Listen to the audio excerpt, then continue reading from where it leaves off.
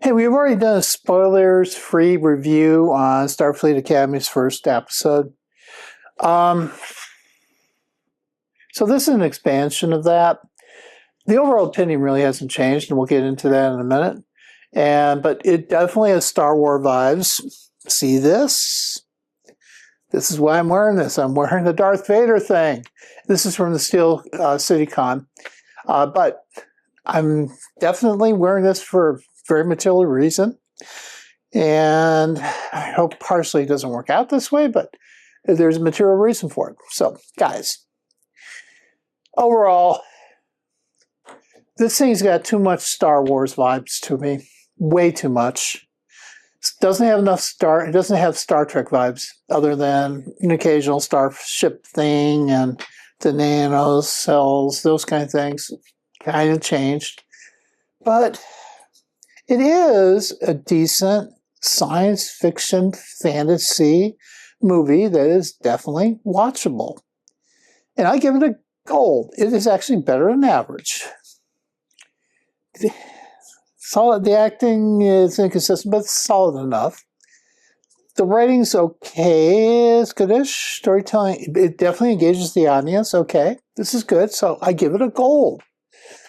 Doesn't deserve platinum or latinum, but yes, I'm doing that kind of scale. I'm back to doing that again, especially considering we're in Star Trek. So they give us this. We're Star Trek 60 years. I don't know why they put that up there, because they don't seem to remember that.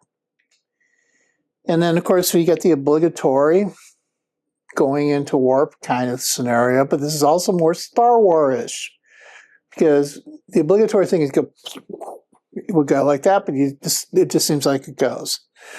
So then it starts back in time, like I guess 15 years from wherever we are at this point in time. And it's when our captain / chancellor now, she had a different role, and she basically caught some space pirates, and they had killed some people for food and stuff like that. And the key villain in this, we will see, he definitely sent this away. And they sent his mother away, and they made the son a ward of Starfleet. And from there, things just really went off the rails. And then, that was the son at the time. The son at that time ran away. Starfleet Academy, they ran away. Well, kids seem to always do that. Well, okay, cool. But this is where this kid is broken, troublesome. Doesn't that sound like Anakin? A little bit? From Star Wars? Troubled. And thinking he knows everything. That's what you get. That's the vibes you get in here. And that's his mother, supposedly gets taken away, and his mother is kind of backstabbing him too, because I guess he breaks out of prison since that 15-year time frame expired, and never reached out to him, which is a key role and factor in this thing. And you can see the anger. Anakin's anger, right? So, so this part, I think this thing would drag people in from Star Wars to watch. And if that was the intent, okay, bravo. And I can live with it with one episode. And this episode is solid. Science fiction, solid science fiction. Like I say, give it a gold. Good. And then, she leaves right immediately after that, she leaves Starfleet Academy. And then, of course, Admiral Vance comes back to try to recruit her, because everything is, since the burn where dilithium went away, now it's back again. Convinces her to come back. And she goes, condition to go, I want to go find this kid, etc., etc. And they agree, blah, blah, blah.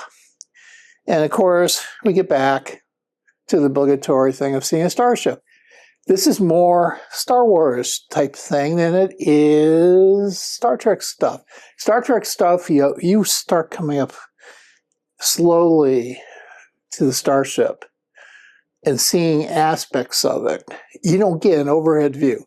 Now, I find it kind of interesting that there's a little emblem there, Starfleet emblem, that's lit. Why would you want to do that? Because there's no world perspective, up, down, side, whatever out there. And these are the nacelles. Hey, they're kind of cool looking. Okay, cool. Whatever. So we get introduced to some of the characters. I'm going to tell you what, I think I'm going to like her. I like her attitude. Daughter of Azimurat from the Klingon house of Dak Hatas. I like her attitude. There's questions about her, and how you can have a Jem'Hadar and a Klingon mating. I get that, but I think I'm going to like her as a character. I think she's a kind of cool character. Then we see more introductions of characters. We see the young Klingon who wants to be a medical officer, who really isn't violent oriented. Okay, fine. We can see a little bit of that. Then, of course, we see our Dr. Picard, which sucks us back into Star Trek fans. Great. And then we see the hologram character-ish person. So naive. Is it trying to get a little dated-ish stuff here? I don't know. Maybe not. I don't know. But okay, so get that introduction too. And then, we see her smiling happily, and she's able, a little bit later, she's helping energize an area that lost power because he's got this emitter that's got power in it. Okay, cool. Yeah, it's fine. And they may notice they're wearing the Starfleet Academy ship emblem as a communicator. Okay, fine, I guess. Cool. And then what does happen, I'll go back here for a second. So I put this in here just to show her again. Later on, she gets hurt in this thing because the pirate villain, he does show up and basically disables the ship and causes things to blow up. Of course, everything blows up and people get hurt, blah, blah, blah, blah. And then this Klingon gets hurt, and she's sort of waiting for help from her cadet students to save her life. And she's sitting there, okay, this part I get, but there were some scenes right before that, she's like more humanish than Jem'Hadar and Klingon, screaming out and that kind of stuff. It's like, nah, I don't think so. But still a good storytelling. And then I think I've told you, I think this girl cadet is going to be freaking awesome. Bella. Got a great attitude and leadership. She shows leadership right away. And she can act. From an acting perspective, her, Picard, the doctor, and obviously the captain, even though she's in the wrong role, Holly Hunter, she can act too, and so can the prime villain. So there's some good acting in there, and that's why I gave this thing a gold again. And there's our villain.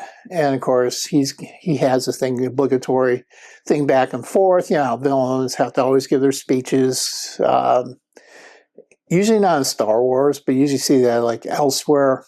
So that's not a Star Wars type thing, but hey, but he does eventually run across the kid. And by the way, this is where things like, once again, the anger thing with the young kid, Caleb.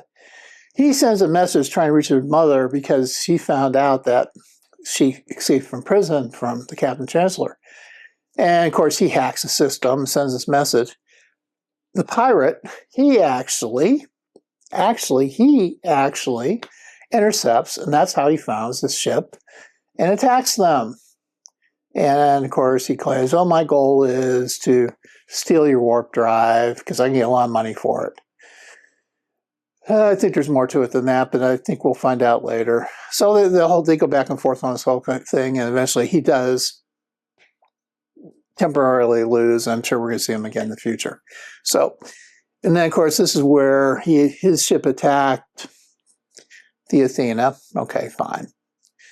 And then they're going, oh yeah, they attacked it with Programmable Matter. Okay, that's a thing from Discovery, 36th century. Honestly, guys, these are things that I don't think, they're good science fiction fantasy. I don't think there's a reality potentially to them. And I think, by the way, this actress, I think she is an amazing female wrestler. I can't think of her name right now, but she seems polished in this role. And then another character we're getting introduced to, and there's a reason they gotta go outside, but they can't go outside alone, and the only officer that's in the area to go outside because they need to get a sample is Programmable Matter to figure out how to uncode it. He goes, oh, I can go outside. I can survive without a suit.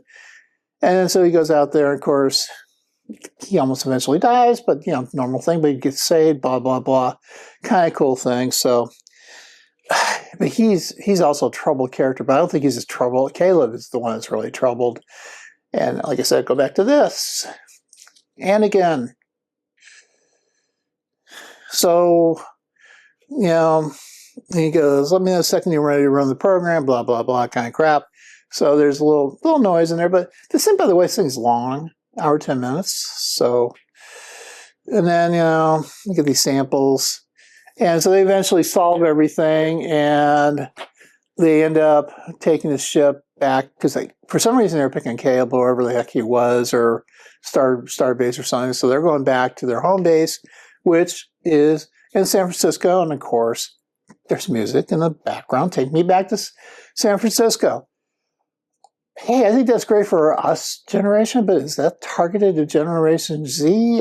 Don't follow that. Why is that music? I mean, I get the music, go back to San Francisco, but anyway, it's good. Definitely watchable.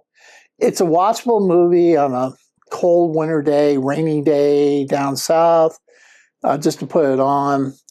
You can be kind of mindless to it, but keep in mind, I think this has got the Star Wars vibe things, the Anakin Skywalker type Skywalker thing. So, hey, Norma Silver Age, I want to hear your comments. Please like and subscribe to this channel. Have a great day.